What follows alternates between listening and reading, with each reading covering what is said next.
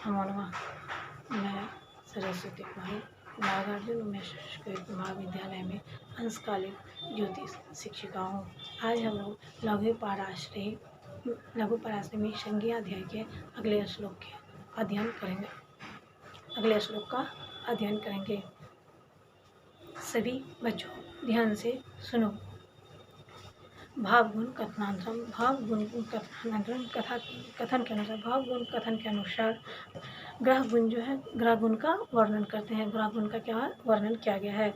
केंद्राधिपत्य दोषास्तु बलवान गुरु शुक्रयो मार्कत्वेपि च तयोर मार्कस स्थान संस्थिति मार्कत स्थान संस्थिति बुद्धस्तदनु चंद्रोपि भवेत् तदनु तद्विधः भवेत् तदनु विधः न रंध्रे सत्तो दोषस्तु सूर्याचंद्र मशोर भवेत् गुरु शुक्रयो केंद्राधिपत्य दोषः बलवान अपि च तयो मारक स्थान संस्थिति मारकत्वे बलवती भवेत् तदनु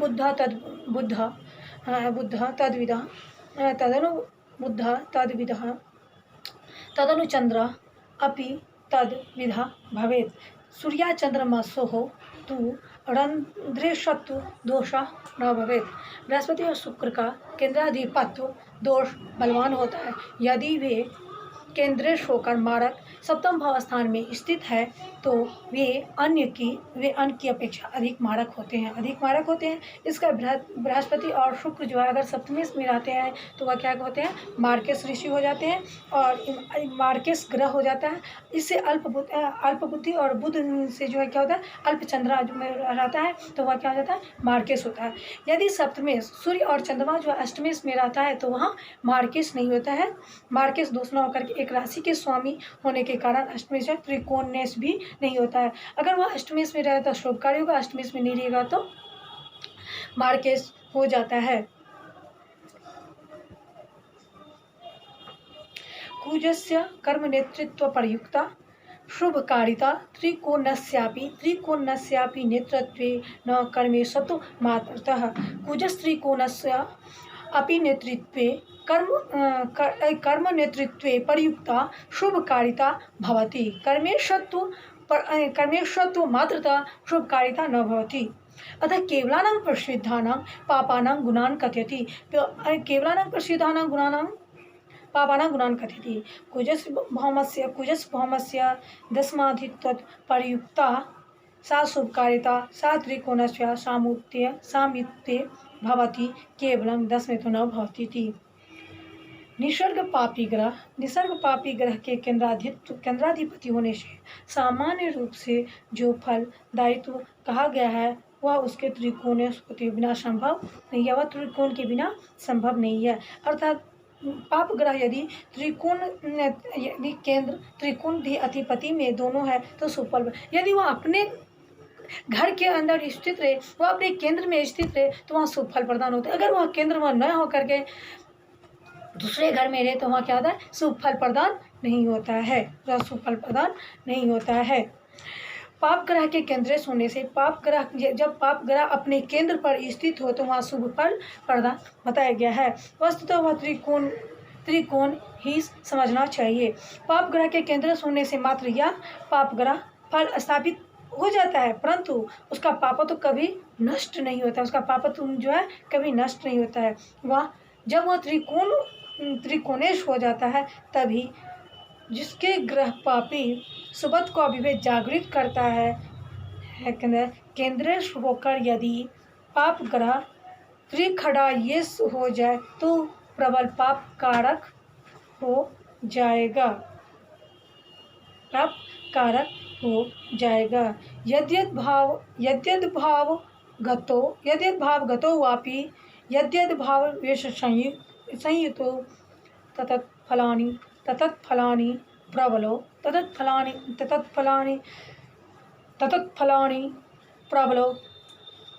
प्रदिशेतां तमोग्रहो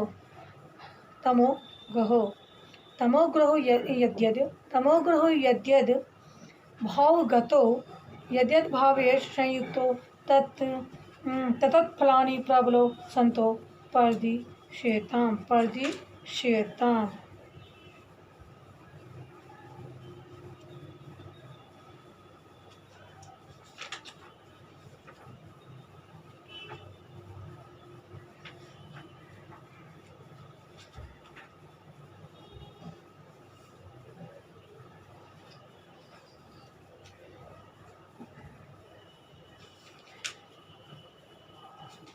प्रबलो प्रबलो प्रबलो बलवंती प्रबलो बलवंती।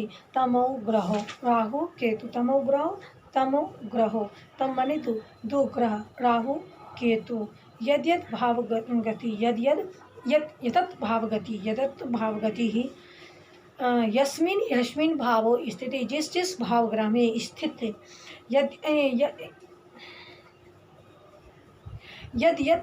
यत भाववेश संयुक्त यत भाव संवितो येनेन भावेशेन यत भाववेशेन ग्रहेण संवितो तत्फलानि तद्भाव राशि स्वभावानुसारेण येन वेन भावशेन ग्रहेण सहितो तत्फलानि तत्भाव वर राशि स्वभावानुसारेण तत्भावेश